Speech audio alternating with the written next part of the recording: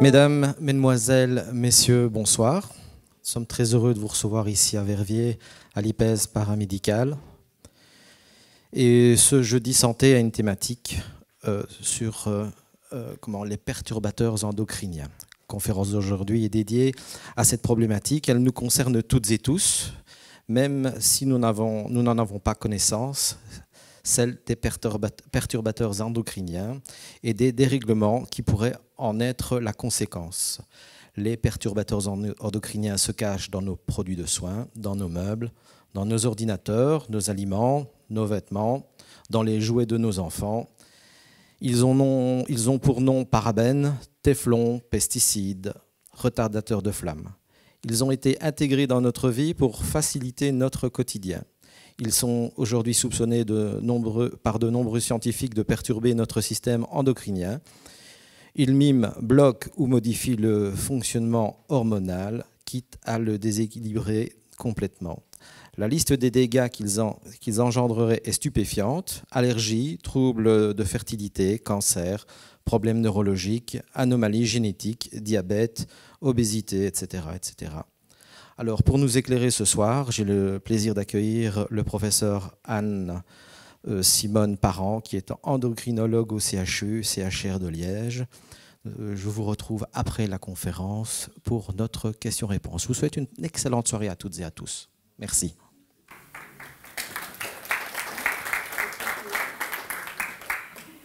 Merci beaucoup pour cette invitation et pour cette introduction qui a parfaitement résumé le thème. Et on va s'intéresser aux perturbateurs endocriniens en prenant la thyroïde finalement comme fil conducteur. On essaiera d'élargir un petit peu également. Et on va commencer par définir évidemment ce qu'est le système endocrinien. Le système endocrinien, c'est ce groupe de glandes qui est capable de libérer des hormones qui vont être envoyées par la circulation sanguine vers les organes cibles et qui vont finalement transmettre à l'organe cible le message d'effectuer l'une ou l'autre fonction. Il y a les glandes qui viennent tout de suite à l'esprit, la thyroïde qui produit les hormones thyroïdiennes qu'on appelle aussi la thyroxine, le pancréas qui produit l'insuline, les ovaires, les testicules qui produisent les stéroïdes sexuels. On a aussi les parathyroïdes qui se trouvent au-dessus de la thyroïde, qui produisent la parathormone, et puis les glandes surrénales qui produisent les hormones du stress. Et ce qu'on sait maintenant aussi, c'est que certains tissus qu'on ne considérait pas initialement comme des glandes sont aussi des glandes. C'est le cas notamment du tissu graisseux qui sécrète toute une série d'hormones qui vont aussi réguler notre prise de poids. Alors au-dessus de toutes ces glandes se trouve une sorte de chef d'orchestre qui est constitué de l'hypothalamus d'une part, qui se trouve ici à la base du cerveau, et qui est en connexion directe avec la glande hypophyse, qui est en fait une glande sans laquelle on ne peut pas vivre. C'est une glande qui a la taille d'une myrtille, mais qui coordonne en fait l'activité de toutes ces glandes. Et c'est un système qui fonctionne extrêmement bien. C'est le système qui permet d'assurer ce qu'on appelle l'homéostasie. L'homéostasie, c'est l'équilibre de notre organisme. Donc face à chaque changement de l'environnement, nous sommes capables de répondre suite à ces systèmes, grâce à ces systèmes endocriniens, par une modification et un maintien de l'équilibre. Et en fait, ce sont des systèmes extrêmement bien construits où vous avez des hormones libérées par l'hypothalamus qui se trouve ici, comme on disait, à la base du cerveau, qui vont aller stimuler la production par l'hypophyse d'un second type d'hormones. Et ces hormones hypophysaires, à leur tour, vont aller stimuler les différentes glandes et vont stimuler la production des hormones par ces glandes. Là où le système est extrêmement raffiné, c'est parce qu'il existe en fait ce qu'on appelle un rétrocontrôle. Donc les hormones elles-mêmes sont capables de dire à l'hypothalamus et à l'hypophyse, c'est bon, il y a assez d'hormones, le système est stabilisé finalement. Donc il y a un dialogue constant entre l'hypothalamus et l'hypophyse et puis les glandes à la périphérie. Alors si on se concentre maintenant un petit peu plus sur l'axe thyroïdien, et vous verrez sûrement les hormones que vous voyez sur votre prise de sang quand on vérifie la fonction thyroïdienne, de nouveau on se trouve ici au sommet avec l'hypothalamus qui sécrète une hormone qu'on appelle la TRH. La TRH va stimuler la production par l'hypophyse de TSH, et c'est la TSH qui va dire à la thyroïde de produire les hormones thyroïdiennes qu'on appelle T3 et T4, on verra ce qu'elles font. Ces hormones thyroïdiennes, elles sont libérées dans la circulation, elles vont aller stimuler toute une série d'organes cibles. Alors la thyroïde, comme vous le savez, elle se trouve dans le cou, de part et d'autre de la trachée. Elle a une forme de papillon. Son nom vient en fait du terme bouclier en grec. Et elle est constituée d'une série de petites usines qu'on appelle les follicules, que vous voyez ici. Et en fait, au sein de chaque unité, la thyroïde est capable de synthétiser les hormones thyroïdiennes. Les hormones thyroïdiennes, elles sont de deux types. Elles s'appellent T4, comme vous voyez ici, ou T3. En fait, elles sont appelées T3 ou T4 en fonction du nombre d'atomes d'iode qui y sont attachés. Vous voyez, 3 pour la T3, 4 pour la T4. Et donc, ce sont dans ces follicules que sont assemblés les atomes d'iode au reste des hormones thyroïdiennes. La T4, c'est celle qui circule en majorité dans notre organisme. Elle est transformée en T3, qui est la forme la plus active des hormones thyroïdiennes. Et donc, dans la prise de sang, habituellement, on mesure la T3, la T4 et la TSH, qui est l'hormone hypophysaire qui stimule la thyroïde. Alors, comme je disais, T3 et T4, ça veut dire 3 ou 4 atomes d'iode. Et l'iode, on n'est pas capable de le produire soi-même. On doit l'obtenir dans l'alimentation. Et vous voyez en fait ici la liste des éléments qui contiennent de l'iode. Vous voyez qu'on voit les crevettes, les moules, donc dans le fond, tous les produits de la mer, les poissons évidemment. Et puis, parce qu'il faudrait manger plus de 2 fois des produits de la mer par semaine, une autre façon d'obtenir de l'iode, c'est en fait d'utiliser du sel iodé en cuisine. Vous voyez aussi qu'il y avait une bonne raison pour laquelle on recommandait l'huile de foie de morue dans le temps. C'est quelque chose qu'on fait vraiment plus. Alors, cet iode, il est nécessaire. Comme on l'a dit, il faut absolument l'obtenir de l'alimentation pour synthétiser ces hormones thyroïdiennes. Et ce qu'on voit ici, alors c'est un tableau un petit peu lourd, mais qu'est-ce qu'il nous montre si on le regarde? C'est qu'en fait, vous voyez qu'en Afrique, 50% des enfants en âge d'aller à l'école sont carencés en iode. C'est la même chose dans la population générale. Et en fait, en Europe, on est aussi mauvais. Vous voyez qu'on a plus de 40% des enfants et des adultes qui sont carencés en iode. Si on regarde au fur et à mesure des années ce qui se passe, parce que sur le plan agroalimentaire, on peut aussi prévenir la carence en iode, mais vous voyez que les Hollandais, ici on mesure la quantité d'iode dans les urines, qui est un bon reflet de ce qu'on mange tous les jours en termes d'iode finalement. Et vous voyez que les Hollandais, en fait, le but est d'être au-dessus de 100, 125. Vous voyez que les Hollandais étaient bons depuis les années 80, c'est toujours le cas. Les Allemands sont un peu améliorés, les Français aussi, les Italiens pas beaucoup et les Belges pas du tout. Donc là, une bonne partie de la population reste carencée en iode. Et ça, c'était une étude qu'on avait réalisée en fait dans la région liégeoise. Notre hypothèse était de comparer dans une école qui était dans un quartier plutôt favorisé versus un quartier plus défavorisé, les taux d'iode chez les enfants et chez les parents. Et en fait, ce dont on s'est aperçu, vous voyez ici la répartition de la population chez les mamans ici, chez les enfants là-bas, en fonction de la quantité d'iode qu'on retrouvait dans l'urine. Et ce que vous voyez, en fait, c'est que la majorité des mamans sont déficientes, vraiment. La grande majorité des mamans n'ont pas assez d'iode en termes d'apport alimentaire. Chez les enfants, c'est un peu meilleur, mais vous voyez aussi que la moitié de la population est déficiente.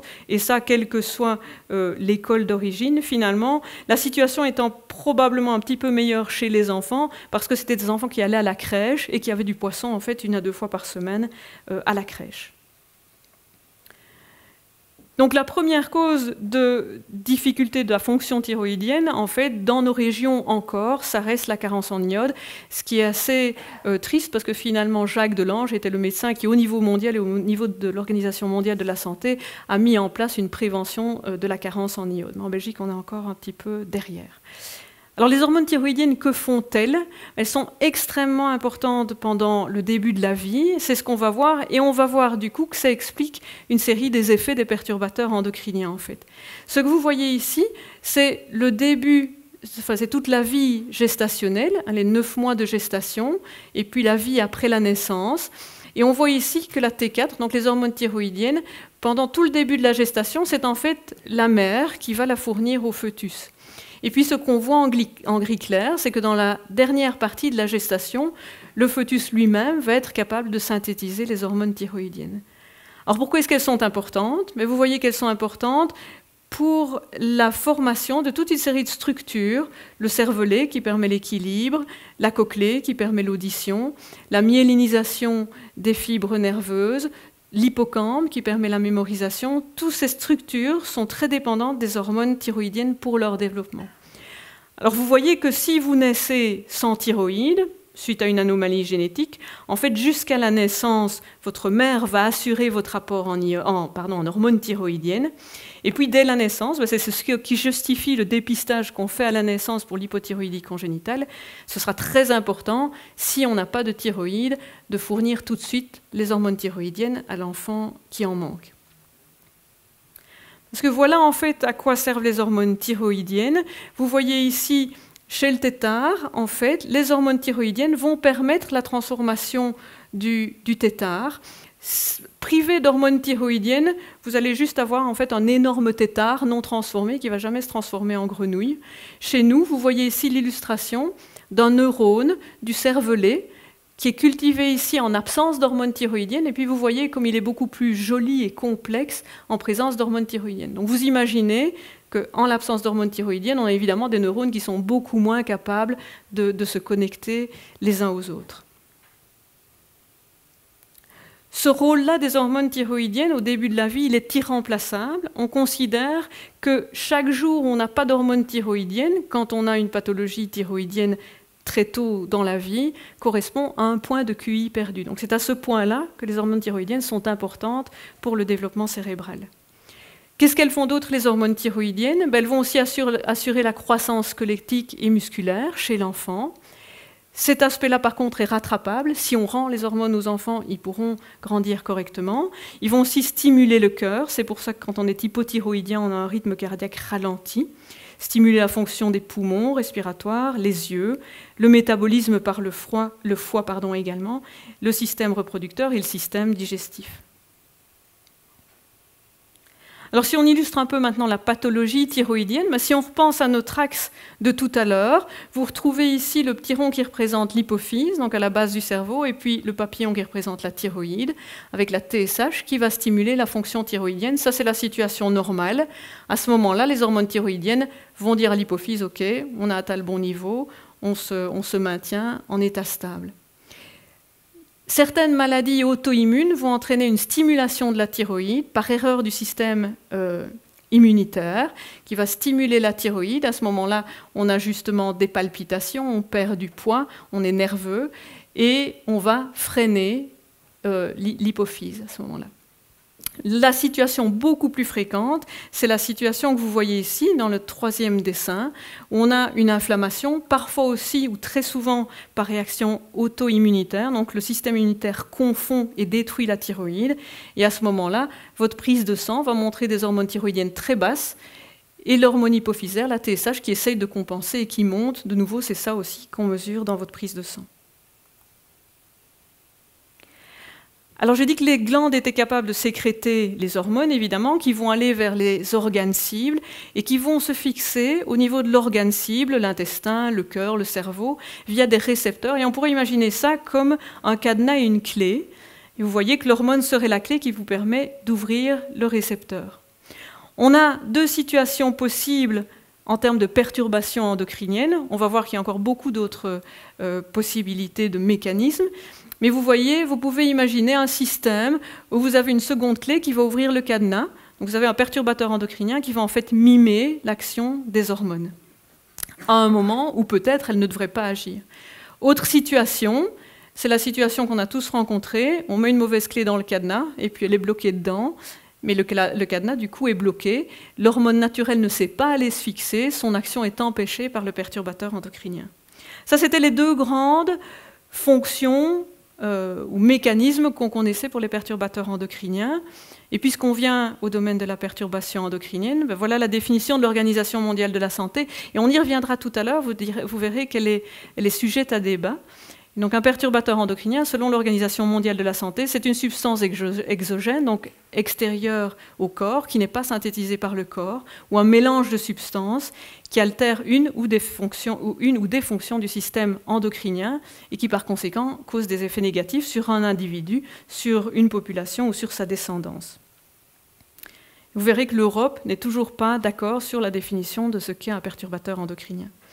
Alors je vous disais tout à l'heure qu'un perturbateur endocrinien pouvait se fixer au récepteur, bloquer l'action de l'hormone ou la mimer. Mais on sait maintenant aussi qu'il peut altérer d'autres mécanismes. Il peut altérer la transmission du message depuis le récepteur à l'intérieur de la cellule. Il peut aussi altérer la façon dont la cellule va répondre au message endocrinien. Il peut altérer le transport des hormones dans la circulation ou encore l'élimination des hormones, ce qui fait que vous allez vous trouver avec une hormone naturelle qui est plus souvent éliminée ou qui s'accumule. À l'inverse, ils peuvent aussi altérer la production des hormones. Le problème des perturbateurs endocriniens, c'est qu'ils n'ont pas de couleur, ils n'ont pas d'odeur, ils n'ont pas de goût, et on y est exposé par inhalation, au travers de la peau ou encore et surtout par ingestion. Alors voilà une liste qui très malheureusement est non exhaustive de perturbateurs endocriniens. Où est-ce qu'on les retrouve? Mais vous le savez, on en entend souvent parler. Ce sont les produits d'incinération et d'isolation. On verra qu'on en a parlé récemment dans la presse belge, avec les dioxines qui sont maintenant interdites, mais qui ont une durée de vie tellement longue qu'on en retrouve toujours dans notre environnement. Les PCB sont interdits également. On est tous quasiment positifs pour un PCB, il y en a plus de 200 dans l'environnement. Les pesticides, organochlorés, les insecticides, c'est le lindane, le chlordécone, les herbicides, les fongicides. Les phytoœstrogènes aussi sont des perturbateurs endocriniens, c'est les produits du soja qu'on retrouve dans énormément de produits dérivés. Et puis les composés qu'on retrouve à la maison, les phtalates qui rendent le plastique plus souple, les résines plastiques telles que le bisphénol A, on en parlera aussi, les retardateurs de flamme, les parabènes dans les cosmétiques, ou encore les œstrogènes synthétiques, la pilule qui est urinée par les femmes et qui se retrouve dans les eaux usées. Alors comment s'est posée la question des perturbateurs endocriniens? C'était notamment Theo Colborn et ce livre aussi écrit qui s'appelait « Le printemps silencieux », qui expliquait qu'en fait un jour les oiseaux ne chanteraient plus et notre printemps serait silencieux parce que les oiseaux étaient incapables de se reproduire à cause des perturbateurs endocriniens. C'est ce qui avait été observé notamment, et ça c'est une histoire en fait qui est une histoire, c'est une belle illustration du fait de la protection qu'on peut avoir par rapport aux perturbateurs endocriniens, c'était la disparition des aigles royaux aux États-Unis parce que le DDT, qui est un pesticide, rendait en fait la coquille des œufs extrêmement fragile et donc les poussins aigles ne pouvaient pas survivre. Suite à l'interdiction du DDT, on a vraiment une diminution du DDT dans l'environnement et en fait on a sauvé les aigles royaux de cette façon-là. C'est aussi l'histoire de Lou Guillette, qui en fait lui a étudié les alligators dans le lac Apopka, en Floride, qui avaient été contaminés par des PCB, et qui a pu montrer que de fait, il y avait des anomalies du développement des ovaires et des testicules qui empêchaient ces alligators de se reproduire. Comme il disait, il fallait être courageux pour faire une thèse chez lui, parce que parfois il fallait écrire sa thèse avec une seule main et pas deux, comme il disait. Plus facile à étudier, c'est les grenouilles éventuellement, ou les poissons, les moutons également. Évidemment, ces animaux-là sont exposés aux mêmes perturbateurs que nous, en fait. Ils ne sont jamais que le reflet de ce à quoi on est exposé également, ce à quoi on est exposé aussi quand nous les mangeons nous-mêmes. Donc c'est aussi cette petite blague, est-ce que c'est un garçon ou une fille? Un peu des deux, on ne sait plus très bien avec ces perturbateurs dans les rivières. Alors la triste illustration, une des premières illustrations de la perturbation endocrinienne, c'est celle du diéthylstilbestrol, qui était prescrit dans les années 60 à des millions de femmes pour prévenir les fausses couches d'une part et aussi pour prévenir les vomissements pendant la grossesse. Et en fait, ce dont on s'est aperçu, c'était une augmentation de l'incidence d'un cancer qui était rare, un cancer cervico-vaginal rare, mais qui était anormalement fréquent chez les petites filles qui n'avaient jamais été exposées comme adultes, mais donc qui avaient été exposées in utero. Et donc on retrouve une de ces premières notions où c'était une exposition très tôt qui conduit à une prédisposition à la maladie beaucoup plus tard dans la vie, en fait. On retrouve aussi des anomalies de l'utérus et des trompes, une augmentation de l'endométriose, des fibromes, une diminution de la fertilité. Et puis on va revoir une autre notion qui va être illustrée plus tard, c'est cette notion de transmission aux générations suivantes. Donc le DSA a été interdit à cause de ses effets dramatiques, mais en fait on remarque des problèmes de fertilité déjà maintenant à la 3e génération qui n'a jamais vu ce DES. Et donc j'en viens à cette notion de fenêtre de sensibilité. Donc on sait que l'organisme très tôt dans la vie est extrêmement sensible aux hormones, il dépend des hormones pour leur développement, on l'a vu avec les hormones thyroïdiennes. Et cette extrême sensibilité explique que l'organisme est très plastique, capable de s'adapter à l'environnement, mais c'est également sa fragilité finalement. Et donc il y a deux grandes fenêtres de sensibilité, c'est la vie fœtale et puis c'est l'enfance. Et ce qu'on voit ici, c'est qu'on est exposé à deux grandes familles de perturbateurs endocriniens, ceux qui sont appelés non persistants, on y est exposé et leur durée de vie dans l'organisme est très courte, moins d'un jour en général. Si vous faites une prise de sang, une analyse d'urine, c'est le reflet de ce que vous avez mangé la veille, de ce à quoi vous êtes exposé la veille. C'est les bisphénols A, les phtalates, les parabènes. Mais en fait, on y est exposé tous les jours. Actuellement, 97% de la population européenne est positive pour le BPA à n'importe quel moment de la journée, dans n'importe quel échantillon que l'on prenne. Ce qui veut dire en fait, que d'un point de vue de recherche, c'est très difficile parce qu'il n'y a pas de population contrôle. En fait, on ne sait pas trouver quelqu'un qui n'a pas de BPA à un moment dans son exposition. Autre perturbateur, c'est la famille des retardateurs de flamme, des PCB, tous ces produits de combustion qui aiment beaucoup la graisse, qui s'accumulent dans la graisse et donc qui restent dans votre organisme 30, 40, 50 ans, vous vous promenez avec. Le cerveau est très gras aussi, et donc il aime beaucoup ces perturbateurs endocriniens, et ceux-là s'accumulent tout au cours de la vie, en fait. Comme ils aiment le gras, ils passent aussi dans le lait, et donc la mère qui allait transmet ces perturbateurs à l'enfant qu'elle allait. Alors les perturbateurs endocriniens, j'ai expliqué les mécanismes de façon un petit peu simple, mais en fait c'est des molécules assez sales, entre guillemets, parce qu'elles ont plusieurs cibles, puisque évidemment les récepteurs aux hormones sont présents sur plusieurs organes,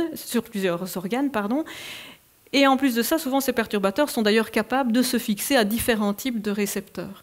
Et puis comme on le disait tout à l'heure, ils peuvent avoir des effets directs, qu'on peut observer immédiatement pendant l'exposition, mais aussi à distance, puisqu'ils vont perturber la programmation, la croissance du fœtus ou de l'enfant en développement. Alors ça représente quoi les perturbateurs endocriniens ? Vous voyez ici, non pas les perturbateurs endocriniens, mais l'augmentation de la production de produits chimiques, dans nos pays évidemment, en Europe et aux États-Unis, mais bien sûr aussi dans les pays émergents. Vous voyez cette augmentation quasiment exponentielle. On considère pour le moment que sur base de la littérature, 1000 substances sont considérées comme des perturbateurs endocriniens. On estime également que 10 000 seraient attestés sur base de leur structure. Il y en a probablement au moins 10 000 qui sont des perturbateurs endocriniens. Il y a plus de 100 000 substances qui sont enregistrées comme étant produites à plus d'1 tonne par an dans le monde. Vous voyez que c'est finalement que le sommet de l'iceberg. Et on en arrive à la notion suivante, en fait, qui est la notion qu'on n'est pas exposé à une substance isolée. Je vais vous montrer ensuite des études qui sont concentrées sur les effets de substances ou de familles de substances. Mais en fait, ce qui complexifie nettement la situation, c'est qu'on n'est pas exposé à une substance, mais à plusieurs dizaines. On considère qu'un fœtus a vu une centaine de perturbateurs endocriniens avant de naître, en fait. Et c'est ce qu'on voit ici. Vous voyez en fait que chaque barre représente une femme californienne qui a donné un échantillon de sang. Et vous voyez que personne n'est négatif, loin de là. Tout le monde se trouve avec une trentaine de substances chimiques dans le sang à un jour donné pendant la grossesse. À ce moment-là, on était capable d'en mesurer 35 à 40, et comme je vous disais, on en mesure maintenant 100 à 150, et de fait, on augmente le nombre de perturbateurs qu'on peut détecter chez la population. Donc, comme je disais, un bébé qui naît a vu déjà une centaine de perturbateurs endocriniens. Je ne parle que de ceux qu'il a vus in utero. On parlera après de ceux qu'ont vu sa grand-mère et son arrière-grand-mère. Et le fœtus et l'enfant, donc, comme on disait aussi, sont en train de mettre en place une série de fonctions qui lui permettront de s'adapter plus tard dans la vie. On revient à cette notion dont je parlais d'homéostasie, de maintien de l'équilibre. Et comme je disais aussi, puisque les hormones sont impliquées dans tout le développement de ces structures, le fœtus et l'enfant sont sensibles à des doses très faibles d'hormones et donc évidemment à des doses très faibles aussi de perturbateurs endocriniens. Et là vient une première source de débat. Vous savez évidemment que l'industrie essaye de nous enseigner que des doses faibles ne sont pas inquiétantes. Ça dépend évidemment de quel moment de la vie, à quel moment de la vie vous êtes. Et on sait maintenant, ce qui fait tout à fait sens quand on connaît l'endocrinologie, que même des doses très faibles peuvent avoir un effet sur les organes. Ici, vous voyez une étude qui est assez comparable à celle qu'on voyait tout à l'heure chez les femmes enceintes. Ici, c'est un ensemble d'études. Chaque nom ici, chaque barre représente une étude. Ça représente 1300 enfants dans l'Union européenne. Et vous voyez de nouveau le nombre de perturbateurs endocriniens, de substances chimiques qu'on retrouve chez chacun de ces enfants. Alors pourquoi est-ce que le fœtus et l'enfant sont à risque? On a dit que c'est un organisme en développement, extrêmement sensible à des doses très faibles d'hormones et donc de perturbateurs endocriniens. On sait en plus que l'organisme en développement est moins capable d'éliminer ces perturbateurs endocriniens. On sait qu'ils passent à travers le placenta et qu'ils s'accumulent dans le lait pour certains d'entre eux. Et puis, un petit peu malheureusement, parce que les enfants mangent un petit peu plus de fruits que nous, ils sont aussi plus exposés aux pesticides. Et puis ils ont cette habitude de porter tout à la bouche, y compris des choses évidemment qui sont en plastique ou qui portent de la poussière qui elle-même est contaminée par des perturbateurs endocriniens. Et on retrouve cette notion donc, de période critique, la vie fœtale, l'enfant extrêmement sensible aux effets de l'environnement et donc y compris aux effets des perturbateurs endocriniens. Et puis cette notion qui avait été développée par Barker dans les années 90, que notre santé en tant qu'adulte a en fait une origine fœtale pour une grande partie. Et donc l'organisme adulte va en fait exprimer les conséquences de l'environnement dans lequel il a été exposé. Et juste pour vous dire un mot de cette hypothèse de Barker qui n'arrête pas de se vérifier malheureusement avec les perturbateurs endocriniens, c'était un chercheur anglais qui avait mis en évidence le fait que les gens qui étaient nés pendant la guerre, à la fin de la guerre, en fait pendant la famine, en Angleterre, ça a été remontré en Hollande également, avaient un très petit poids de naissance parce que leur maman avait été exposée à une restriction alimentaire. Et 50 ans plus tard, ils décédaient en fait de maladies cardiovasculaires. Et donc c'est vraiment cette programmation où vous êtes programmé par ce retard de croissance intra-utérin à une fragilité plus tard, à un risque d'obésité, de maladies coronariennes et de décès précoces. Donc c'était l'origine fœtale de la santé de l'adulte. Et c'est une notion qu'on retrouve en perturbation endocrinienne où l'environnement va influencer finalement la façon dont vous allez vous développer. Alors si on résume chez l'homme et chez la femme ce que peuvent causer les perturbateurs endocriniens, on va illustrer certains de ces effets. Vous voyez, perte de quotient intellectuel, hyperactivité, déficit d'attention, augmentation du risque de cancer du sein, chez l'homme du cancer du testicule, des malformations génitales aussi chez le petit garçon, des anomalies de la puberté, diminution de la fertilité, obésité et diabète de type 2. Finalement, toutes les pathologies qui dépendent des hormones. Alors une notion qui est fondamentale, c'est la contradiction de la loi de Paracels, qui disait que la dose fait le poison. C'est ce qu'on apprend évidemment en toxicologie. Plus vous êtes exposé à une dose élevée de poison, plus vous en aurez des effets toxiques. Et en fait, ce n'est pas le cas en perturbation endocrinienne. Et de nouveau, si on connaît un peu l'endocrino, ça fait tout à fait sens. On sait en fait qu'il vous faut, pour bien fonctionner, un taux de testostérone qui se trouve dans un range très précis. Même chose pour la vitamine D, il n'en faut pas trop, il n'en faut pas trop peu. Pour le sel, l'iode, c'est la même chose. Si vous en avez trop peu, vous êtes dans une situation nuisible. Si vous en avez trop, c'est la même chose. C'est la même chose pour les perturbateurs endocriniens. Et vous voyez ici qu'on n'a pas du tout une dose réponse, donc un lien entre la dose et l'effet qui est linéaire, comme on aurait pour un poison classique, entre guillemets. Vous voyez, quand on établit des effets dose-réponse pour les perturbateurs endocriniens, on a des courbes en U, on a des courbes en U inversées, on a des courbes sigmoïdes. Ça veut dire quoi? Ça veut dire qu'il est extrêmement difficile de définir une dose pour laquelle on n'a pas d'effet. Parce que ça dépend aussi de l'effet que vous regardez. Un effet au niveau de l'ovaire va peut-être être différent qu'un effet au niveau du cerveau, par exemple. Donc de nouveau, calculer une dose, comme on essaye de nous le vendre, une dose qui n'est pas dangereuse et en dessous de laquelle vous ne craignez rien, pour les perturbateurs endocriniens, ça n'a pas de sens en fait. Ça n'a pas de sens parce qu'on vient de le voir, l'effet n'est pas toujours proportionnel à la dose, il peut même parfois être opposé. Au sein d'un même individu, l'effet peut varier en fonction de l'organe qu'on va considérer, et au sein d'un même organe même, on peut avoir des effets différents en fonction du type de cellules qu'on va regarder. En fonction du moment de la vie aussi, comme on l'a dit tout à l'heure, le fœtus, l'enfant vont être sensibles à des doses probablement plus faibles qu'un adulte. Autre élément évidemment qui représente le fait ou qui illustre le fait qu'on ne peut pas calculer de doses non dangereuses, c'est le fait qu'on n'est pas exposé à une substance isolée, mais à un mélange de substances qui va interagir, où les substances vont interagir entre elles. Et voilà une illustration, en fait, qui est une illustration qui vient de notre laboratoire au Giga Neurosciences à l'Université de Liège. Donc ici, on a exposé en fait des rongeurs à des doses très faibles de bisphénol A. Donc le bisphénol A, c'est ce que vous retrouvez, c'est ce qui rend le plastique plutôt transparent, c'est ce que vous retrouvez aussi à l'intérieur des canettes, c'est ce que vous retrouviez dans le papier thermal qui servait dans les notes Visa, etc. Ça, c'est interdit maintenant en Europe, mais surtout les contenants en plastique et les canettes. Et donc on a utilisé en fait une dose très faible qui correspond à la dose à laquelle on est exposé tous les jours. Comme je vous disais, la population européenne est tout à fait positive chaque jour donné pour le bisphénol A. L'Agence de protection de l'environnement utilise une autre méthode pour définir qu'un perturbateur n'est pas dangereux pour l'ovaire. Il expose des animaux adultes à des doses croissantes de bisphénol A par exemple, et il regarde juste le poids de l'ovaire. Sur base de ça, on observe qu'une dose de 300 000 microgrammes par kilo et par jour entraîne un effet sur l'ovaire de façon très arbitraire. On divise par quelques milliers et on décide, ok, une dose de 3, c'est pas dangereux pour les ovaires. Et en fait, nous, quand on regarde le cerveau, ce qu'on voit, c'est qu'une dose beaucoup plus faible a en fait un effet sur l'hypothalamus qui contrôle notamment le système de la reproduction. Donc de nouveau, évidemment, en fonction de la cible que vous allez regarder, vous pouvez avoir une sensibilité tout à fait différente. Pour vous donner une idée, pour définir qu'un perturbateur endocrinien ou qu'une substance chimique n'a pas d'effet sur le développement du cerveau, on regarde le cerveau, on regarde le poids du cerveau du rongeur après exposition, donc ce n'est pas du tout fin, c'est très grossier comme méthode d'étude.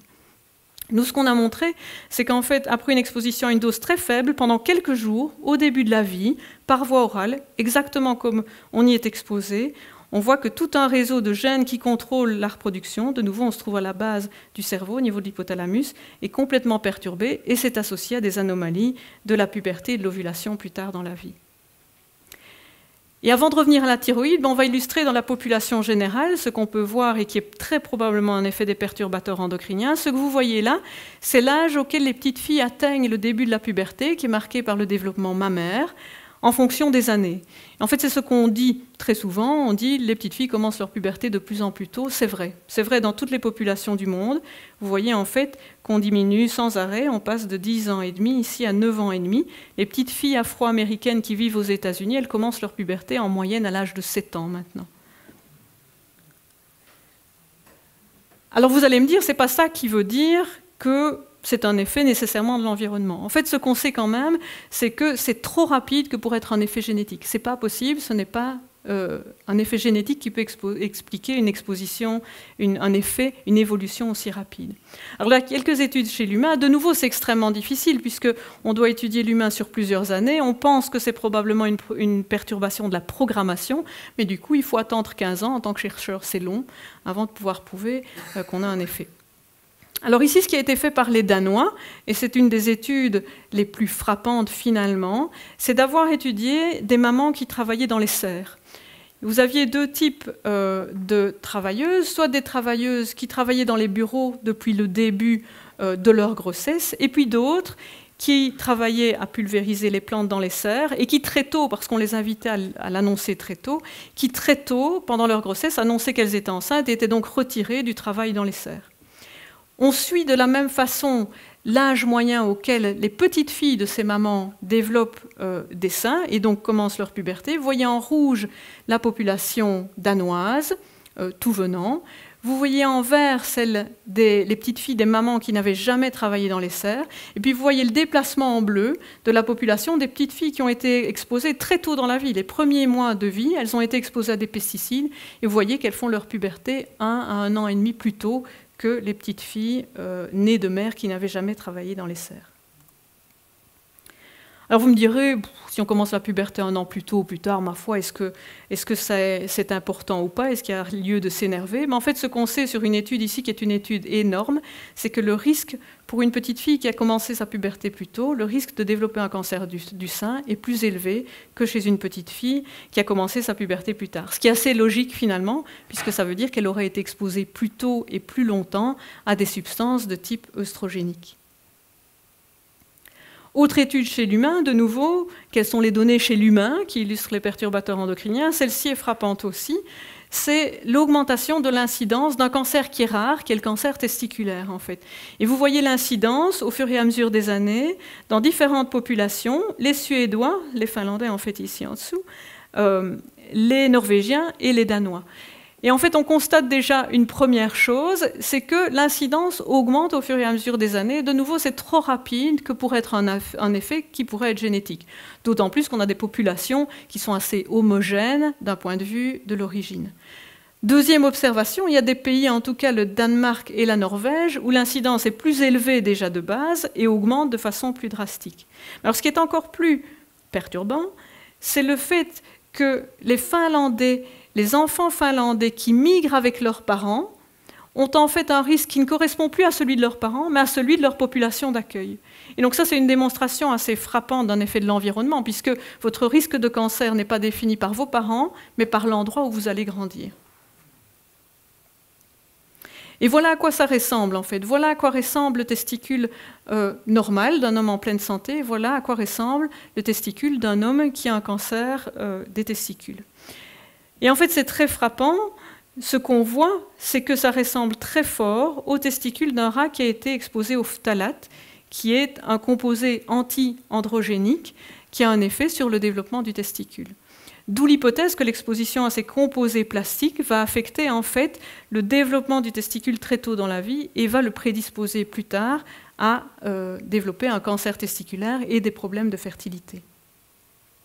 Alors si on en revient à notre thyroïde maintenant, voilà une autre illustration dans la population. De nouveau, évolution au cours du temps. Ce que vous voyez là, c'est ce qu'on appelle l'effet Flynn en fait. Et l'effet Flynn, c'était cette augmentation au cours du temps du QI. Donc sur base de mesures relativement identiques, l'impression était que les enfants de génération en génération étaient de plus en plus intelligents. En fait, depuis les années 70, on est content quand on est né avant les années 70, cet effet a disparu. Donc la génération suivante n'est pas plus maligne que la précédente. C'est le cas en Amérique, en Asie, en Europe, c'est rapporté sur tous les continents. C'est ce que vous voyez aussi pour les pays européens. Ce que vous voyez, en fait, c'est depuis les années 75 jusqu'en 2000, c'est la chute constante du QI, en fait. Vous voyez qu'il y a une constante assez peu banale. Vous voyez, en Angleterre, chaque génération perd 4 points de QI. Vous voyez, au Danemark, un petit peu moins. En Australie, aux Pays-Bas, on retrouve cette chute du QI ou cette stabilisation médiocre du QI. Ce qu'on sait aussi, alors les tableaux sont un petit peu difficiles à lire, ce qu'on voit en fait c'est l'évolution depuis les années 90 jusque dans les années 2000 de l'incidence de l'autisme et de l'hyperactivité. Alors vous me direz, ben oui, mais il y a cet effet de mode, tout le monde est un petit peu hyperactif, tout le monde a un petit peu des troubles de l'attention, mais on sait dans les études approfondies, épidémiologiques sérieuses, qu'il y a une réelle augmentation de l'incidence du diagnostic de l'autisme et de l'hyperactivité. De nouveau, si on en revient au développement cérébral extrêmement sensible à l'environnement pendant les premières semaines et mois de vie fœtale et puis les mois de vie postnatale finalement, on peut comprendre que l'environnement peut affecter et peut perturber le développement cérébral. De nouveau, quand on fait une revue de la littérature, de quoi s'aperçoit-on ? On s'aperçoit que de fait, l'exposition aux retardateurs de flamme est associée à une perte de QI.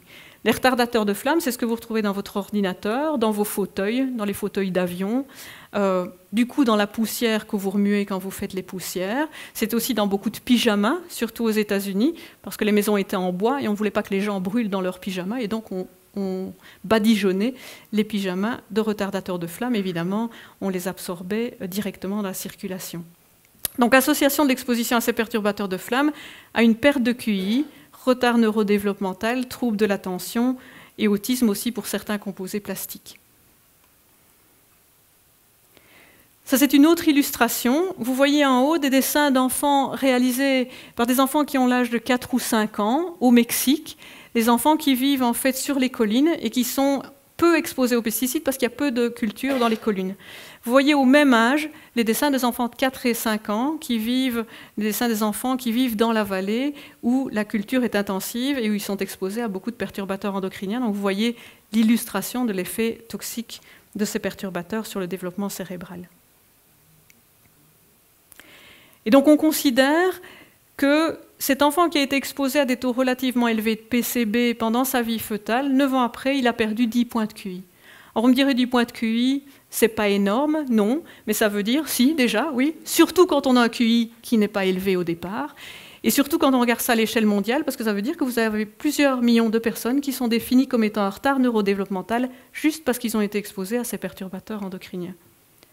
Alors au laboratoire, en collaboration avec Gary Westbrook à Portland aux États-Unis, ce qu'on a fait, c'est en fait de marquer les neurones nouvellement formés au niveau de l'hippocampe, qui est cette structure qui permet justement la mémorisation. Et donc vous formez des nouveaux neurones pour apprendre. Évidemment, on le fait beaucoup pendant l'enfance. Chez l'adulte, c'est encore un mystère, mais c'est probablement le même phénomène qui se passe chez l'adulte humain. Ce qu'on a montré chez le rongeur, c'est que le fait d'être exposé au PCB, donc là on est dans des produits de la combustion qui est utilisé comme isolant dans l'industrie, qui perturbe la fonction thyroïdienne, en fait, on empêche ces neurones de se développer normalement. Et on va le voir un petit peu plus en détail. On peut montrer exactement ce que je vous ai montré chez cet enfant. Donc on considère que les enfants les plus exposés au PCB ont perdu 10 points de QI dans la bataille, 9 ou 10 points. Si on expose des animaux à des PCB, juste sur une petite galette, les rongeurs mangent cette galette tous les jours, les mamans souris enceintes, et puis on met les petites de ces souris dans un labyrinthe.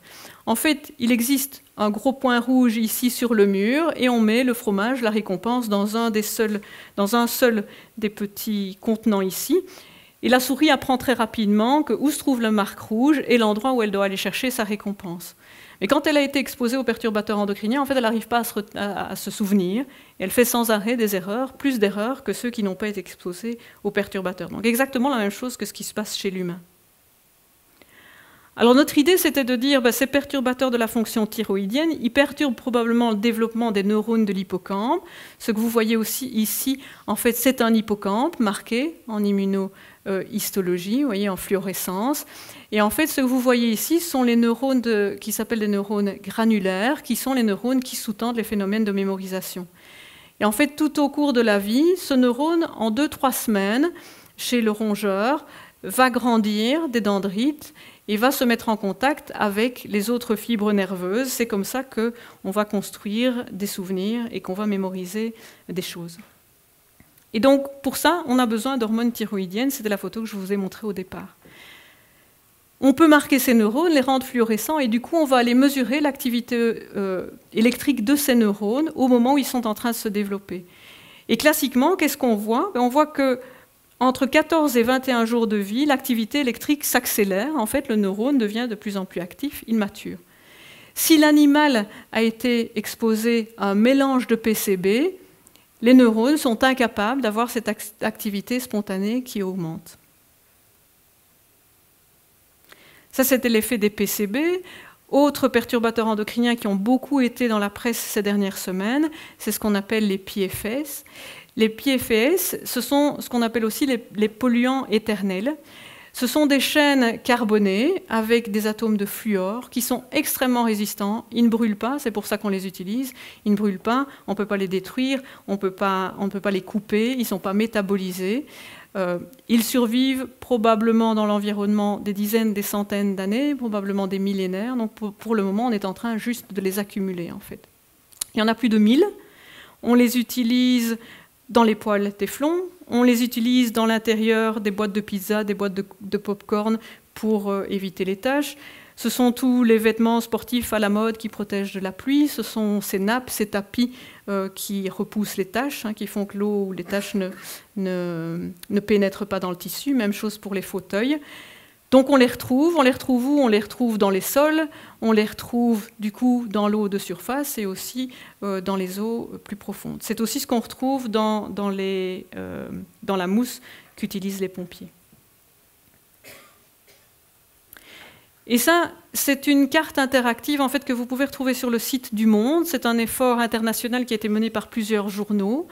C'est une carte interactive qui illustre différentes choses, mais notamment les endroits où on retrouve des taux élevés de PFAS. Vous voyez ici, plus la couleur est foncée, plus les concentrations sont élevées.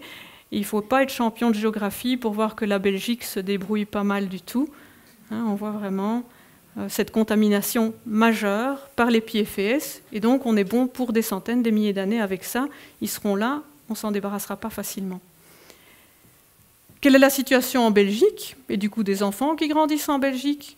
C'est cette histoire des usines de recyclage qu'on retrouve en Wallonie, les recyclages de voitures notamment, qui libèrent des PCB qui sont libérés dans les eaux et dans l'environnement. C'est l'histoire aussi de cette usine 3M, qui savait, produits médicaux, qui savait tout à fait qu'il relarguait dans l'environnement ces perturbateurs éternels, donc les PFOS ici, et on retrouve de fait dans la population qui habite autour des taux astronomiques de ces perturbateurs endocriniens. Et de nouveau, si on s'intéresse à la thyroïde, qu'est-ce qu'ils font les PFAS? Ce qu'on a montré quand on utilise des cellules thyroïdiennes en culture, c'est qu'ils sont capables d'abîmer les cellules. Les cellules montrent des signes de souffrance. Elles sont incapables de synthétiser les hormones thyroïdiennes.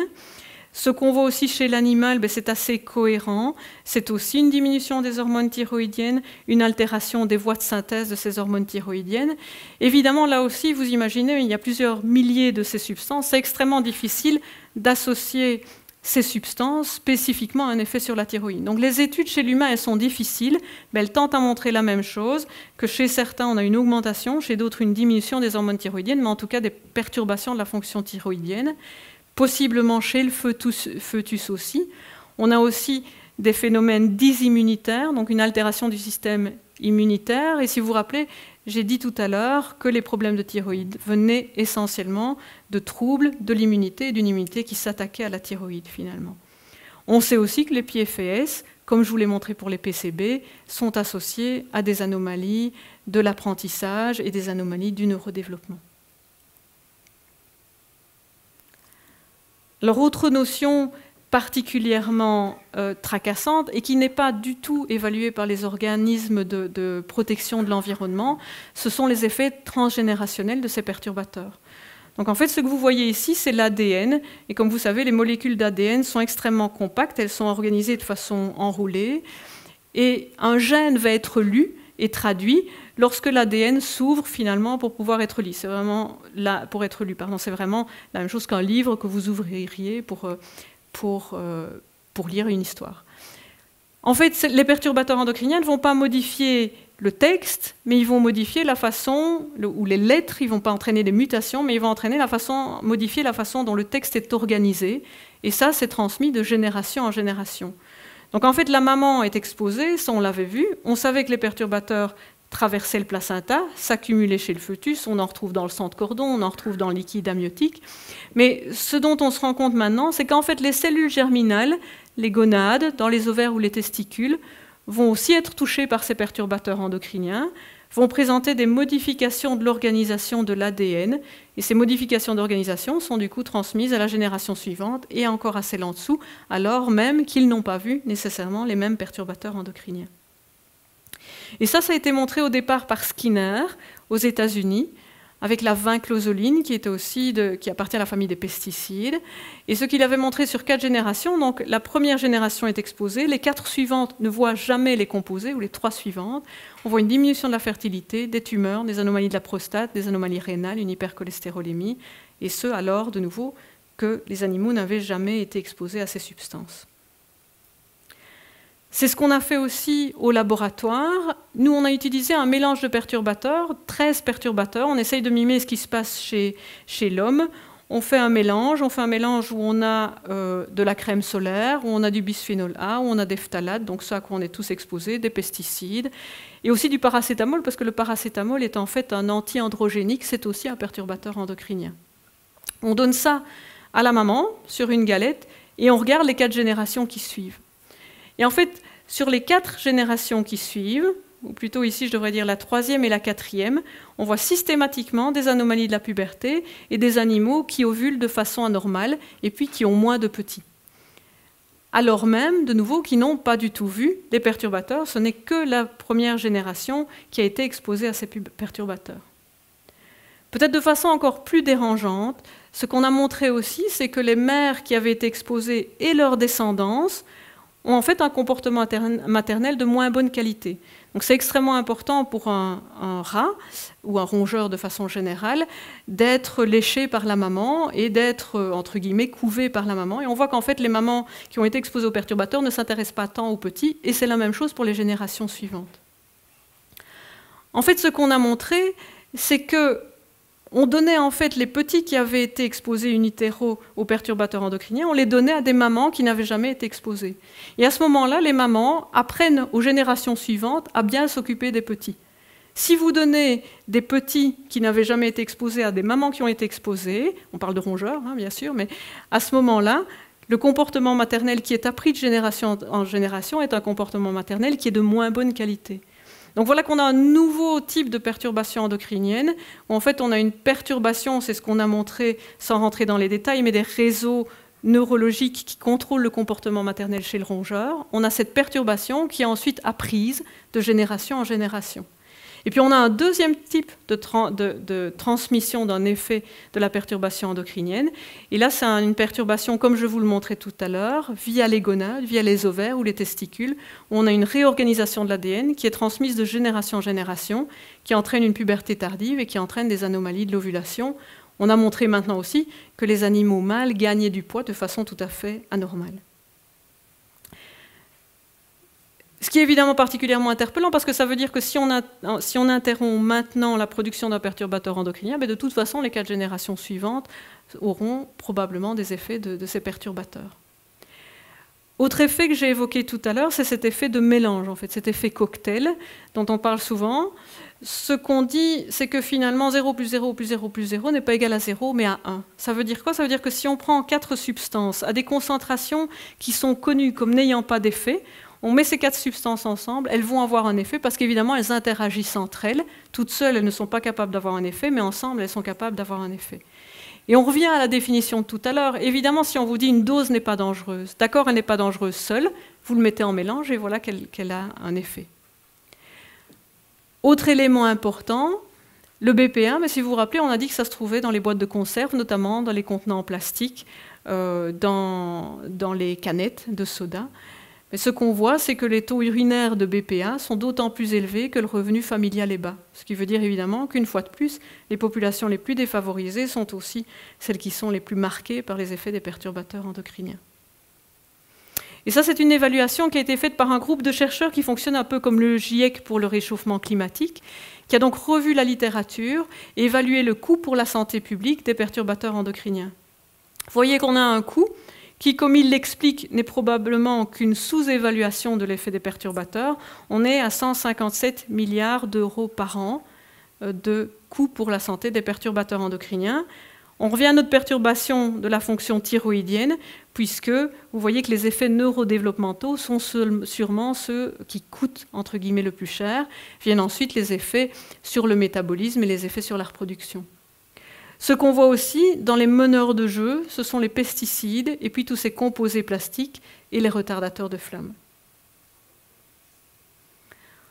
Alors voici ici une série de recommandations pour limiter l'exposition aux perturbateurs endocriniens. Mais vous voyez, c'est de boire de l'eau, évidemment, de l'eau en bouteille et pas en plastique, de privilégier le bio, malgré tout, très certainement les taux de pesticides sont plus faibles, d'éviter les poissons gras, le saumon, etc. Je vous ai dit tout à l'heure qu'il fallait manger du poisson pour avoir de l'iode, mais en fait, si vous mangez du poisson gras, vous êtes exposé aux métaux lourds et aux perturbateurs endocriniens, donc c'est un dilemme. Tabac et alcool, ça c'est évident, mais le tabac est aussi un perturbateur endocrinien. Éviter les contenants en plastique, les contenants souples, les contenants transparents, éviter surtout de les placer dans le micro-ondes. Limiter les cosmétiques, on sait aussi que plus on est exposé à des cosmétiques, donc la personne qui, sur une journée, utilise 6 cosmétiques aura plus de perturbateurs endocriniens que celle qui n'en utilise pas. Une petite note amusante, on avait en fait mesuré les perturbateurs endocriniens chez les femmes enceintes jusqu'au jour de l'accouchement. Il y avait un jour où leur taux de perturbateurs était plus faible, c'était le jour de l'accouchement parce qu'elles n'avaient pas le temps de se maquiller en fait. Dans l'air intérieur, faites les poussières en ouvrant les fenêtres, parce que c'est sur les poussières que se retrouvent les perturbateurs endocriniens. Utilisez des produits, si possible, bio également. Évitez de repeindre la chambre du bébé avant qu'il n'arrive, parce que ce sont aussi des perturbateurs. Limitez l'utilisation des bougies odorantes, ce sont aussi des perturbateurs endocriniens. Et puis, évidemment, aussi éviter les endroits très pollués pour faire du sport, par exemple. Mais malgré tout,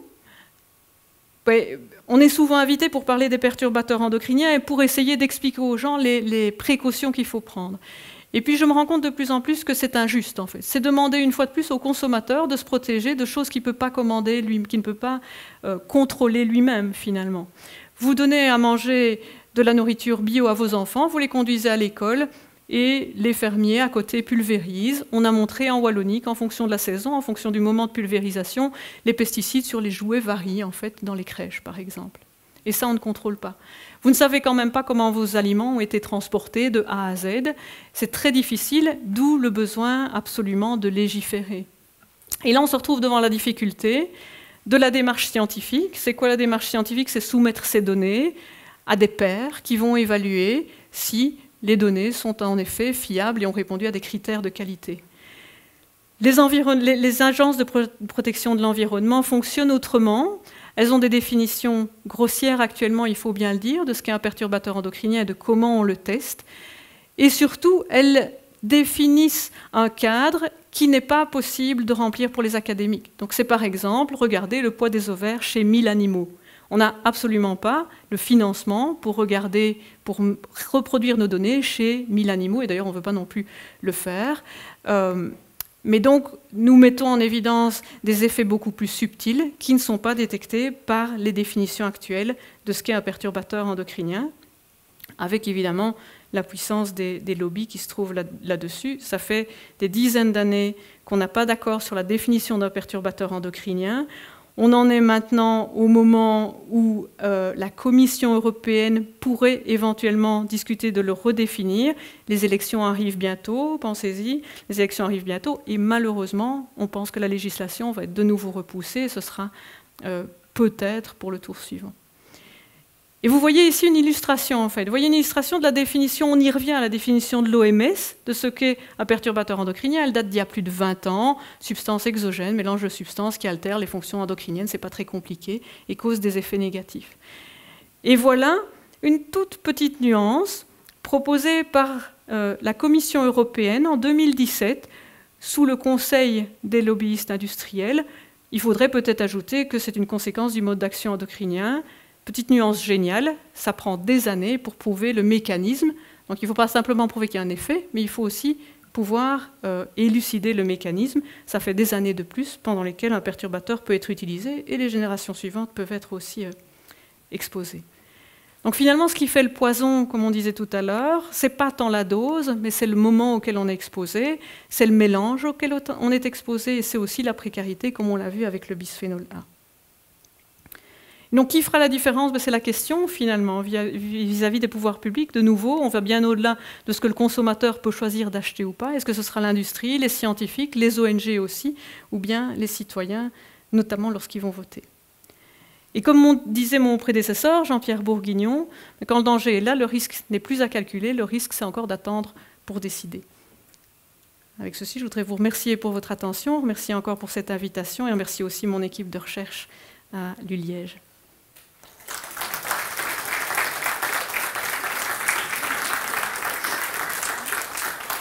Merci, merci, merci. Voilà, c'est très bien. Je pense que les gens étaient ici, avaient déjà entendu parler des perturbateurs endocriniens, parce que s'ils n'en avaient jamais entendu parler, ils ne seraient pas ici. C'est vrai. Alors moi, je pense que cette conférence, vous devriez aller la faire dans tous les parlements. En fait, c'est ce qu'on fait. Oui, tout à fait. Donc c'est ce qu'on fait. Notamment la Société mondiale d'endocrinologie, en fait, qui a mis au point une équipe de lobbyistes. Et en fait, je fais partie de cette équipe-là, qui va trouver les parlementaires, qui arrache 3 minutes, c'est littéralement 3 minutes qu'on nous donne pour faire une espèce de pitch et dire c'est très important.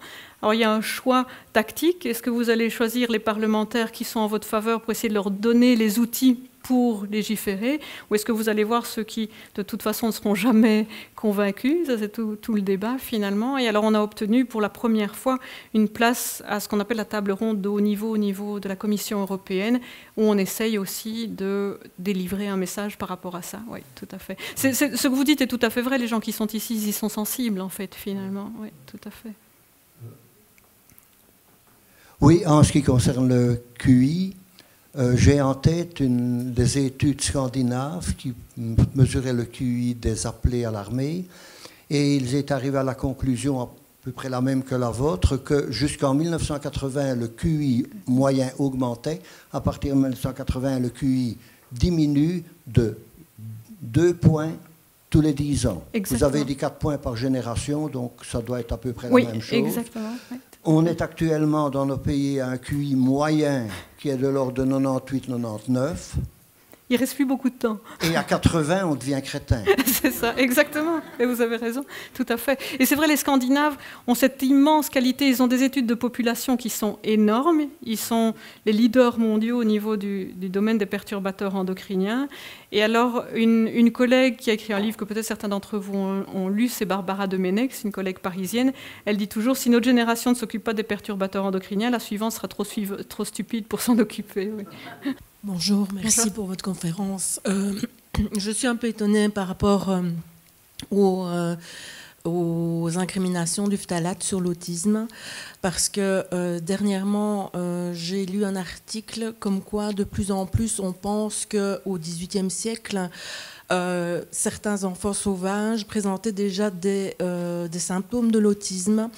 Et donc, à ce moment-là, je pense qu'il n'y avait pas de phtalate ou pas encore. Donc, ça m'interpelle en fait ici le lien qui est fait entre autisme et phtalate.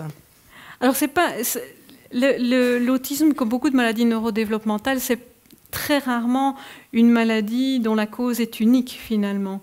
Et ce qu'on a montré, alors par contre c'est sûr, comme vous le dites, les phtalates n'existaient pas à ce temps-là, c'est sûr qu'il y avait déjà des enfants autistes, c'est l'augmentation de l'incidence qui est frappante en fait. Donc il y en avait beaucoup moins avant qu'il n'y en a maintenant. Et de nouveau, bien sûr, on se pose la question, oui, mais est-ce que c'est pas parce qu'il y a plus de médecins qui diagnostiquent plus, etc. Mais les chiffres montrent que c'est pas que ça. Il y a une vraie augmentation de l'incidence. Et donc, je ne dis pas qu'on explique tous les cas d'autisme par les phtalates, mais l'augmentation de l'incidence, certainement. Et je pense qu'une notion aussi, peut-être qu'on n'a pas beaucoup discuté, mais c'est ce qui va vous faire basculer, en fait. Comme on le disait tout à l'heure, c'est ces points de QI que vous allez perdre et qui vous vont faire basculer, vous n'allez plus être fonctionnel. Et c'est un peu la même chose. L'autisme, c'est un spectre, et on peut tout à fait se trouver à la limite de la fonctionnalité, et puis les phtalates vont nous faire basculer, finalement. C'est plutôt cette notion, l'autisme vraiment, parce qu'on avait aussi cette vision, il y a un siècle de l'autisme qui était une maladie psychiatrique, c'était la faute de la maman, et puis on en vient à cette notion que c'est une vraie maladie neurodéveloppementale, il y a un problème dans le développement des neurones. Et là, c'est là que les phtalates peuvent jouer un rôle, mais pas unique, ça c'est certain. Tout à fait. Je me posais la question, est-ce qu'il y a des moyens de contrer, maintenant que le mal est fait? Oui, c'est une très bonne question. Quelqu'un qui est malade, qu'est-ce qu'on fait? On peut corriger, on ne peut pas? Oui, c'est une excellente question. Alors, il y a plusieurs choses. Il y a des études animales. Nous, en fait, de façon un petit peu amusante, quand on fait courir les animaux dans des petits trous, en fait, ils refont des nouveaux neurones. Donc voilà, courez pour votre santé, ça peut probablement un petit peu améliorer les choses au niveau de la mémoire. On sait aussi que dans l'alimentation, il y a certains... Le chou, par exemple, va modifier la méthylation et l'organisation de votre ADN. Ce qui est difficile, c'est de savoir est-ce que ça va être préventif ou pas. Ça, c'est encore très difficile. Mais il y a probablement des aliments qui peuvent un petit peu améliorer le profil. Ce qu'on n'arrive pas encore à savoir, c'est quand et quels aliments, etc. C'est pour ça aussi que la recherche essaye de trouver des marqueurs précoces, de dire, tiens, cette personne-là, visiblement... elle va peut-être être prédisposée à développer plus tard des maladies parce qu'elle a été exposée. Mais c'est extrêmement complexe à faire. Et de nouveau, ce qu'on ne fait pas, par exemple, en pratique clinique, c'est de mesurer les perturbateurs et d'informer quelqu'un en disant, voilà, parce que c'est très déprimant, on va vous dire, voilà, vous êtes exposé à 150 substances, on ne sait pas très bien lesquelles vont être dangereuses pour vous, donc ça, on ne fait pas. Pour le moment, on est encore à l'échelle de la population, en fait. Mais oui, votre question est très importante aussi, mais qu'est-ce qu'on peut faire pour compenser, finalement? Ouais. Et là, on n'en est qu'au balbutiement, en fait. Revenir à zéro, c'est pas. On est contaminé, on est contaminé. Oui, tout à fait. Oui, oui. Pour certains effets, en fait, de nouveau, c'est vraiment la même chose. C'est comme en informatique. Si vous écrivez un mauvais programme de départ, c'est très difficile de le corriger après, en fait. C'est un petit peu ça, cette notion-là. Si vous le voulez bien, j'ai 3 questions. La première, vous avez parlé de l'interaction entre les perturbateurs et le TDAH, donc l'hypersensibilité. Est-ce que c'est automatique, d'autant plus que vous avez cité aussi le tabac comme étant un perturbateur? Donc une maman qui fume pendant toute sa grossesse a-t-elle plus de malchance ou d'occurrence de donner naissance à un enfant TDAH? Ça, c'est ma première question. Enfin, je voulais poser l'une après l'autre. Ouais, d'accord. Donc de nouveau, en fait, chez l'humain, c'est extrêmement difficile parce que c'est très difficile vous avez donc, on mesure 150 perturbateurs et puis il va falloir 10 ans plus tard essayer de trouver celui qui est associé à un risque plus élevé de troubles de l'attention, d'hyperactivité, etc. Et donc ce qu'on voit, c'est un faisceau de données. On peut par exemple retrouver certains de ces perturbateurs systématiquement au sommet de la liste des enfants. Et alors on peut fonctionner de deux façons. Soit on compare une population avec TDAH, une population qui ne l'a pas, essayer de voir si les perturbateurs sont différents. Ou on essaye de corréler le taux de perturbateurs avec le devenir neurologique. Et de nouveau, on en retrouve certains, les retardateurs de flamme, etc., reviennent assez systématiquement. Votre question par rapport au tabac, alors le tabac, ce qui a été montré, c'est que c'est en tout cas un perturbateur du développement des ovaires, par exemple. Donc on sait que la femme qui fume va donner naissance à des enfants, et en particulier des petites filles, dont les ovaires sont probablement de moindre qualité. Tabac et TDAH, j'ai jamais rien vu passer par rapport à ça. Ça ne veut pas dire que ça n'existe pas, mais ça, je n'ai pas vu en tout cas. Merci. La deuxième, votre faculté fait un travail extraordinaire, je pense, enfin j'en suis persuadé, mais est-ce que vous ne vous trouvez pas de temps en temps en opposition avec les autres facultés qui, eux, travaillent pour l'industrie, qui favorisent l'industrie, qui justement va fabriquer des perturbateurs? Je pense aux ingénieurs et autres. Oui, c'est vrai, et alors je ne vais pas caricaturer non plus, je pense que c'est vrai. On s'est retrouvé une fois à un exposé avec une chimiste, alors qui ne venait pas de notre faculté, mais une chimiste qui expliquait que c'était très important qu'une bouteille de shampoing puisse, dans la douche, être compressible pour qu'il ne reste pas de shampoing dans le fond de la bouteille. C'est vrai, mais c'est ça qui justifie notamment le choix d'utiliser certains perturbateurs endocriniens. Et c'est vrai que voilà, notre débat était un petit peu plus difficile parce qu'on a des visions différentes. Maintenant, par contre, je pense aussi que, justement, sans caricaturer, il y a aussi le vrai développement d'une chimie verte et de scientifiques qui ont un vrai souci de développer des substances qui ne sont pas persistantes, de développer aussi des systèmes, et c'est là que se trouve la note positive, des systèmes qui seraient capables de prédire si une substance qui est intéressante pour un plastique, est-ce que sur base de sa structure, on peut prédire qu'elle va interagir comme d'autres perturbateurs, par exemple. Donc je pense que c'est là qu'on peut se retrouver, par contre, à ce moment-là. Et alors, la troisième question qui est un peu indirecte, enfin, qui a un lien indirect avec le sujet d'aujourd'hui, mais vous avez quand même évoqué à un moment donné l'obésité. Est-ce qu'au CHU, il existe, comme à Bruxelles, un centre de traitement de l'obésité ou un centre de recherche contre l'obésité? Et que pensez-vous des médicaments qui, a priori, n'ont pas vocation de faire maigrir, mais qu'on utilise de plus en plus maintenant, style pour le diabète, je pense, et d'autres? Est-ce que c'est valable ou pas valable? Oui. Donc, pour répondre à la question plus pratique, donc de fait, il y a des centres de prise en charge multidisciplinaires, que ce soit en pédiatrie ou en médecine adulte, qui se basent sur la prise en charge médicale, bien sûr, activité physique, alimentation. Il y a aussi des équipes de recherche qui ont montré, que ce soit au CHU ou dans d'autres endroits dans le monde, que ce dont je n'ai pas parlé, c'est que certains perturbateurs peuvent aussi altérer la programmation justement des cellules adipeuses et de la façon dont on accumule du gras, ou la façon aussi dont les circuits, parce que les circuits dont je vous ai parlé pour contrôler la reproduction, mais vous avez les mêmes circuits hypothalamiques pour contrôler l'appétit en fait. Et ça, on sait aussi, une souris, voilà, on lui donne ce qu'elle mange, enfin, elle n'a pas le choix de ce qu'elle mange, et après exposition transgénérationnelle aux perturbateurs, elle peut manger beaucoup plus. Donc il y a probablement une altération de la construction de ces circuits. Alors pour la fin de la question, comme vous le savez, donc, monsieur parle finalement de ces produits qui ont été développés pour le diabète et qui sont extrêmement efficaces dans le traitement du diabète de type 2 et qui ont en fait un effet bénéfique sur le poids. C'est vrai, c'est une des premières fois où on a réellement des médicaments qui ont un effet sur le poids. La difficulté dont on se rend compte petit à petit, il y a deux aspects. Le premier, c'est qu'il y a probablement un effet rebond, donc quand on l'arrête, le poids remonte si on n'a pas changé ses habitudes. Le deuxième étant que ce n'est quand même pas des médicaments tout à fait sans risque, évidemment, comme tout médicament, parce qu'il y a des effets secondaires sévères. Donc voilà, c'est un outil, il faut bien l'admettre. C'est un outil aussi qui a fait que les patients qui ont un diabète de type 2 sont en difficulté parce qu'il est en rupture de stock, parce que Kim Kardashian a conseillé de l'utiliser pour la perte de poids. Mais il faut reconnaître qu'on a un effet... Merci. Mais j'ai encore trois questions. Parfait. En réalité, vous n'avez pas fait de distinction entre les plastiques. À ma connaissance, ils sont donc répertoriés dans leur petit triangle de 1 à 7. Oui. Et, parce que j'ai aussi fait des conférences sur les perturbateurs endocriniens, mais une autre approche que la vôtre, nettement moins scientifique, évidemment. Et là, je racontais que les plastiques 2, 4 et 5, on n'avait pas encore trouvé de problème à leur sujet. Et voici que j'écoute il y a quelques semaines d'ici une émission à la TV, et voilà maintenant qu'on aurait trouvé des problèmes au niveau cancérologique pour les plastiques numéro 5. Oui. Voilà, donc en réalité, voilà. Moi je considère que tout ça c'est une bombe à retardement. On n'en connaît rien pour le moment, mais dans 4-5 générations, je ne sais pas comment ça va fonctionner. Et alors j'ai lu aussi à un moment, mais vous n'en avez pas parlé, alcool, avec tabac, alcool. L'alcool n'est quand même pas un perturbateur endocrinien. Non, tout à fait. Pour votre première remarque, j'avais la même habitude que vous, en fait. J'avais une dia qui montrait aussi le triangle avec les numéros qui posaient problème et ceux qui posaient moins problème. J'ai exactement la même difficulté de vous, c'est de dire, est-ce qu'il faut les recommander parce que ce sera juste la prochaine nouvelle scientifique, on trouvera que ceux-là sont embêtants aussi.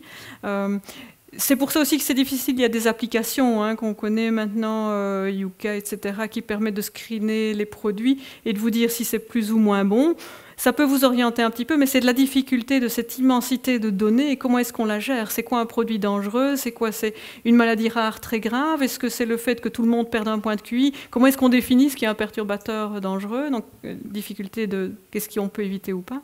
Et l'alcool, oui, j'aurais dû préciser qu'en fait, le flyer que vous avez vu, c'est un flyer qu'on a fait à destination des femmes enceintes. Et en fait, c'était pour réinsister sur le fait que tout bêtement, l'alcool et le tabac, c'est au sommet de la liste avant de se tracasser du reste, en fait.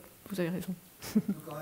On peut un petit peu boire de temps en temps, voilà. Moi, je voulais vous demander, mis à part le poisson, est-ce que dans tout ce qui est alimentaire, on retrouve aussi des perturbateurs? Ah oui, absolument, oui. Donc dans tous les produits gras, plus un produit est au sommet de la chaîne alimentaire, plus il a accumulé des perturbateurs, puisque chacun... on remonte la chaîne alimentaire. Donc oui, énormément de tout ce qui est emballé dans du plastique aussi...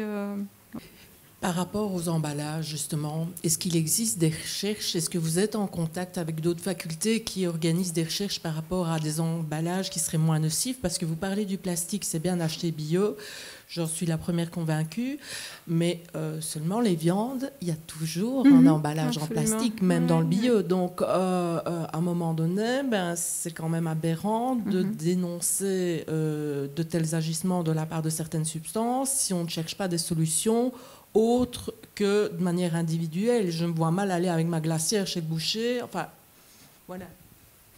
Oui, tout à fait. Alors, il y a des recherches là-dessus. Et de nouveau, on revient aux autres domaines. C'est plutôt alors les chimistes qui s'intéressent à ça. De fait, il y a des conseils généraux. Plus un contenant est vieux, plus il libère des perturbateurs, type BPA par exemple. Plus vous le mettez en contact avec des substances acides, ou plus vous le mettez au chaud, plus il va libérer. Ça, c'est plus pour les conseils à la maison. On en revient aussi à l'intérêt. Quand on parle du réchauffement climatique, de la protection de l'environnement ou des perturbateurs, en fait, on a un fonctionnement qui est assez comparable. On en revient au commerce de proximité, en fait. Si vous allez chez le boucher qui emballe dans une feuille de papier, c'est peut-être mieux. Alors, il y a quand même une feuille de plastique, bien sûr, souvent. Oui, tout à fait.